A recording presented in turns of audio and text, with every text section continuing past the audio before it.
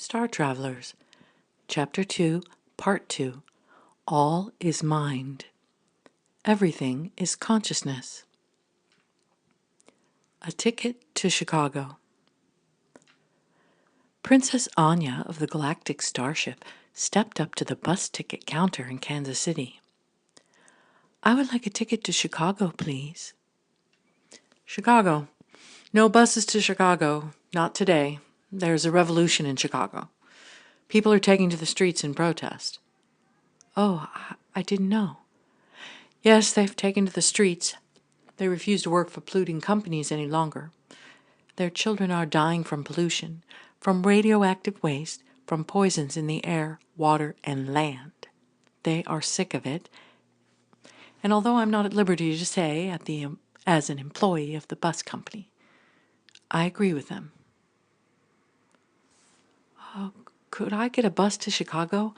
I have a friend there." "Doubtful, but I'll try."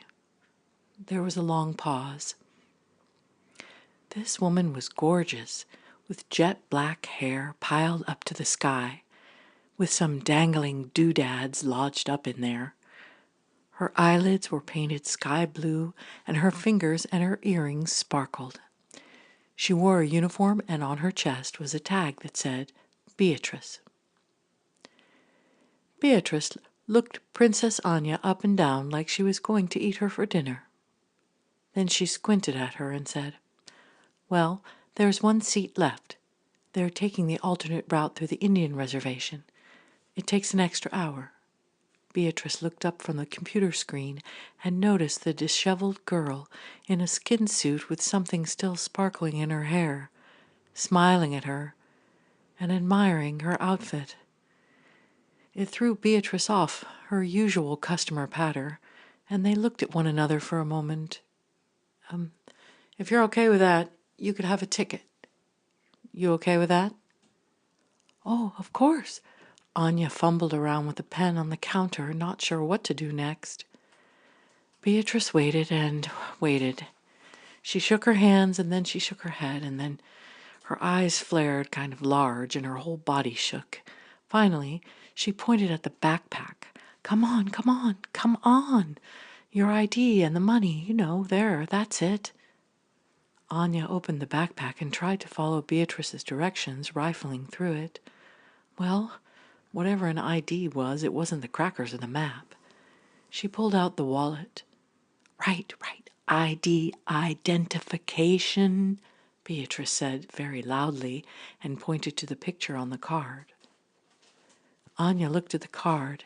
It said, "Anya Henderson, hair brown, eyes blue, height 5 feet 9 inches.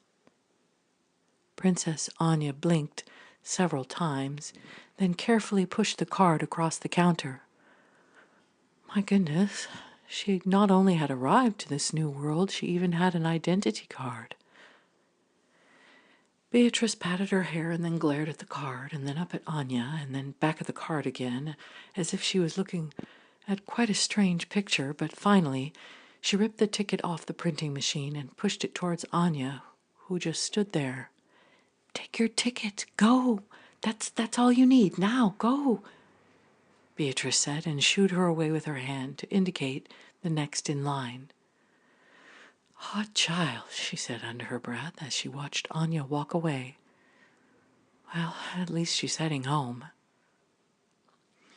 Anya turned around, holding her ticket, feeling pleased with her accomplishment, only to be met by the exasperated sighs from the people in line behind her. She lowered her eyes and walked to the benches in the middle of the large room, where people were sitting, slumped and waiting. Well, getting her a ticket was not too hard. Things would get easier, she thought. Hopefully. Princess Anya sat down, putting the backpack beside her. She looked around. On the wall was what appeared to be a two-dimensional moving picture with a gritty announcer proclaiming facts, evidently some sort of news. She listened. "World news today, revolution in China, Protests in South America, protests in Europe, war in the Middle East, violence broke out in Africa, Australia, India, and Washington, D.C. Violent weather across the world, hurricanes, tornadoes, melting glaciers, volcanoes. More news at 11. Anya looked up at the map on the screen. She recognized the map. She recognized it was Earth. Whoa, how did she ever get to Earth? Could it be she fell through the portal to Earth? Earth? She jumped up. She sat down. She jumped up and then sat down again. And then slowly she stood up but sunk into her seat for the third time, stunned. It was true. She was on Earth.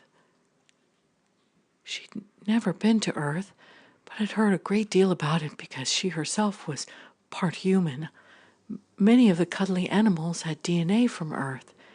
She'd always wanted to come to Earth, but had never been able to come because of, well, as she'd been told, the responsibility she had at home on the ship. Oh, how she'd wondered about Earth. She'd been curious what it was like.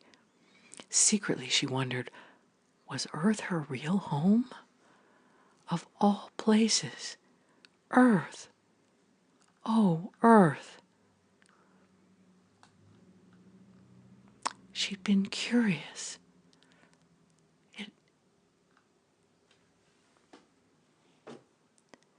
had been the center of a great deal of attention on the starship. It had been the subject of many lengthy conversations in those long, boring Federation meetings with people from around the galaxy, talking in confusing details and staring at her with cold frustration as if she'd done something terribly wrong. No one explained what it was or how to fix it, though. Not even her droid, Philomena, would answer many of her questions about Earth. So she never knew why Earth was off limits. It had left her feeling kind of empty and curious. Curious if she could discover something more. Could this be a dream? Could this be a dream from all the stress of trying to figure out what to do about Earth? The pressure had been so great and the responsibility such an immense weight when she had no idea what to do about Earth. All she'd wanted to do was just escape it all. And yet, here she was, right in the exact location of her troubles. Well, wow, at least she would have an opportunity to see for herself. How are the Earthlings?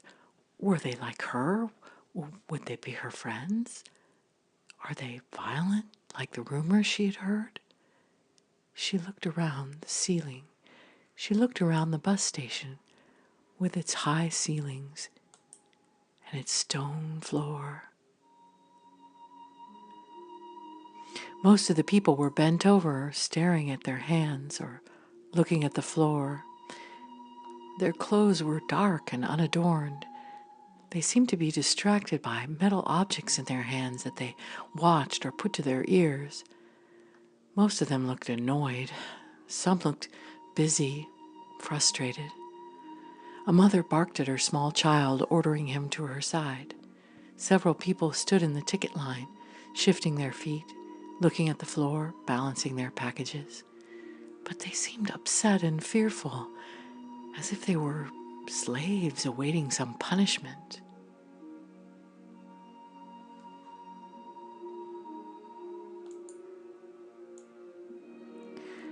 Suddenly, near the doorway, an argument broke out. Anya did not understand the words, but she heard fervent voices passionately arguing, followed by a loud noise, followed by screams, people running, an announcement over the loudspeaker. Get down! Get down! Anya crawled under her seat, put her arms around her knees, and tried to stay calm.